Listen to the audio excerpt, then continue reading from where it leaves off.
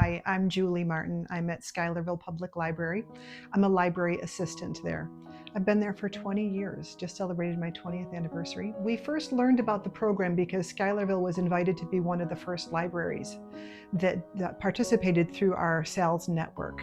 So we started off with a very small refrigerator, and Comfort Food would come once a week with their van and fill up on fresh produce. And that was when the whole thing got started. My initial impression of the program was I was interested, but I had a few concerns about how this was going to go. I didn't know if people were going to be willing to participate, and I didn't know if we were going to end up with one family who would take everything home and just think that it was stuff that we were trying to get rid of. So I wasn't sure that the public would understand it at first. My goal was to try to educate the public a little bit as to what this program was intended to do. So to try to correct people from thinking that they should just take stuff home because we needed to get rid of it as soon as possible. To understand that this is a whole foods, plant-based opportunity that everyone can share in, and everyone can take home a little something to help with their dinner that night. So that was where I first started introducing the program in a new light. And once people got the idea of that, they got the gist of that, it became something that they eventually admitted that really helped them a lot. There was actually one woman who would come in and say, my doctor wants me to be on more of a plant-based diet, and I'm alone now. She was a widow, having a hard time purchasing organic foods. And she said, this makes a big difference in my life. So that was a joy to be able to bring that to the community.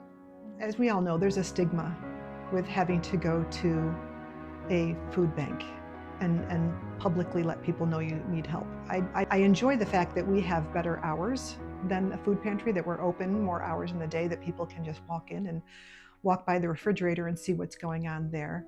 And they don't have to face the stigma of, I'm coming to the library because I need help. They're coming to the library because it's their community resource. And then I meet them there and say, why don't you take home a garlic while you're at it? Or why don't you take home, and we've tried all sorts of new things. The other secret to our success, I would say, is that as staff, we've taken food home as well.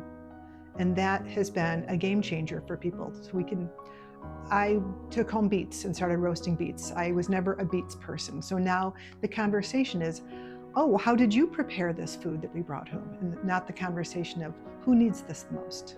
So it's made a big impact on the people. And I've noticed we've gone from the small refrigerator to the medium-sized refrigerator to the large refrigerator now. And people have now come to rely on the library for this. And now they'll even ask, what time is that produce coming in, and when will it be here again? And so it's nice to see that the community is actually really tapping into this without any shame. If I had to describe the Farm2Library program, I would say it's a program that bridges the gap between the resources and the people who need them.